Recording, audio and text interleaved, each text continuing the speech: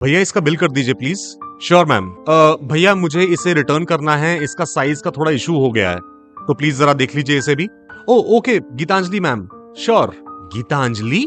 शालिनी? तू यहाँ? कॉलेज में एक साथ एक ही बैच में आर्किटेक्चर की पढ़ाई करने वाली गीतांजलि राज और शालिनी अग्रवाल जब करीबन 20 साल बाद एक दूसरे से अचानक एक शॉपिंग मॉल में मिले तो उन्हें यकीन नहीं हुआ कि वो वाकई में एक दूसरे के सामने खड़े हैं। इन 20 सालों में कितना कुछ बदल चुका था। जहां एक तरफ गीतांजलि अब एक फेमस शेफ बन चुकी थी जिसकी कुकिंग टिप्स और कुकिंग स्टाइल को दुनिया भर में करोड़ों लोग सोशल मीडिया पर फॉलो करते थे, तो वहीं दूसरी तरफ शालिनी एक बहुत बड़ी रियल एस्टेट कंपनी में प्रोजेक्ट हेड थी। अपनी अपनी जिंदगी में दोनों ने अच्छी खासी तरक्की कर ली थी, लेकिन दोनों ऐसे एक दूसरे से टकरा जाएंगी ये उन्होंने कभी सोचा भी नहीं था। तो यहां कैसे? शालिनी ने हैरानी से पूछा। मेरा तो अपार्टमेंट है यहीं पड़ोस में, तू बता तू यहां क्या कर रही है? मेरी एक क्लाइंट मीटिंग थी यहीं सेकंड फ्लोर पर। क्लाइंट ने बताया आने में 2 घंटे और लगेंगे, तो टाइम पास के लिए यहां शॉपिंग करने के लिए चली आई। सुपर्ब। चल तो 2 घंटे है ना तेरे पास, मेरे घर चल, यहीं पास में ही है, गीतांजलि ने एक्साइटमेंट में कहा। अरे नहीं गीतांजलि, अगर वो लोग जल्दी आ गए तो इतना वेट उन्होंने तुझे करवाया है, थोड़ा वेट तू भी तो उन्हें करवा। तू बिल्कुल भी नहीं बदली ना। अरे हम कहां बदलेंगे, हम तो वक्त बदल देने वालों में से हैं मेरी जान। तू अब चल फटाफट मेरे साथ। और बस अब बिना किसी देरी के गीतांजलि शालिनी को अपने अपार्टमेंट ले आई। वैसे तो शालिनी का अपना घर भी कुछ कम ना था, लेकिन गीतांजलि के घर की चमक दमक देखकर उसकी आंखें खुली की खुली रह गई।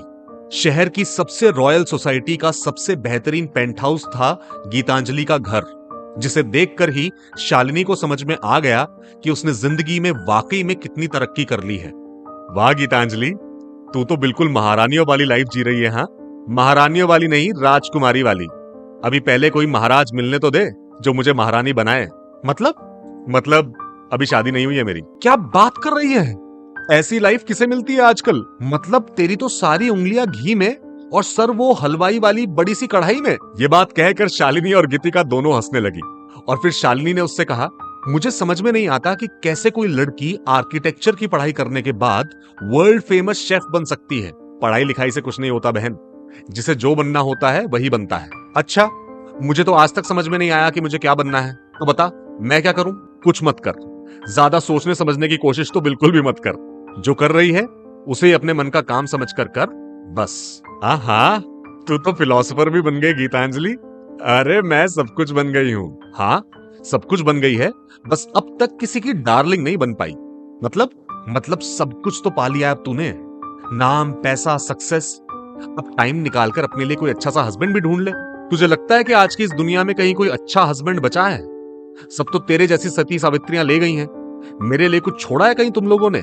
अच्छा जी, चल तू बता कैसा हस्बैंड चाहिए तुझे, मैं ला कर दूंगी। रहने दे, अब इतनी भी मेहनत करने की जरूरत नहीं है।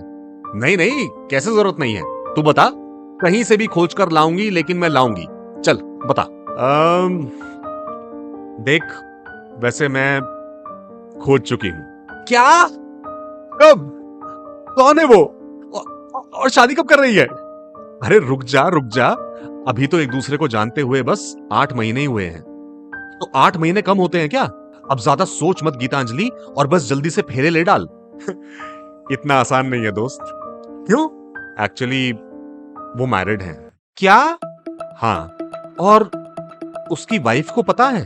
तुझे लगता है कि उसे पता होता तो वो अब तक जिंदा बचते? बहुत बड़ी डायन है उनकी बीवी।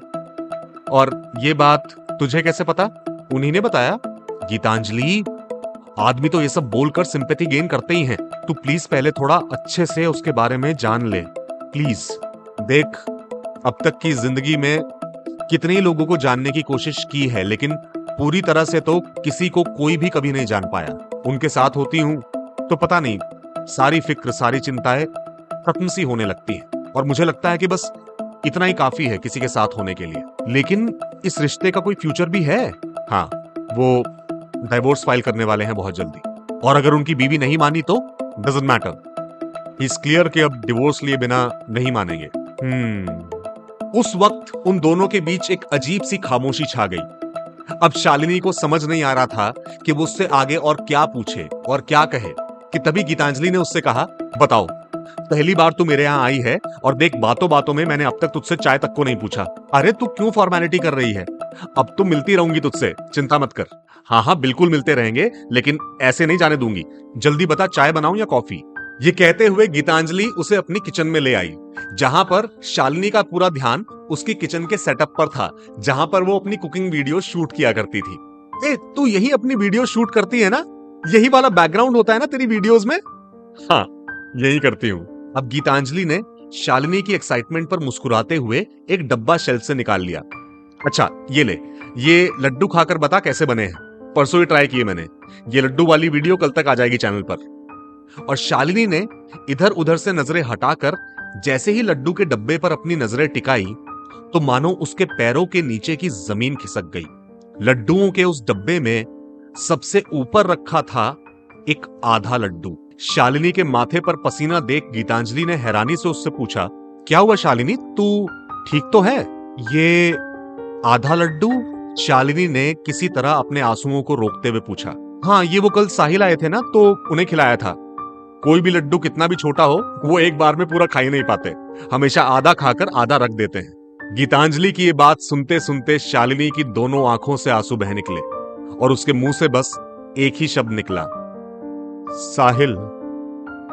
और बस इस एक शब्द से गीतांजलि समझ गई कि आखिर वो कौन औरत है जिसकी गृहस्थी अब जाने अनजाने उसके अपने हाथों से उजड़ चुकी थी।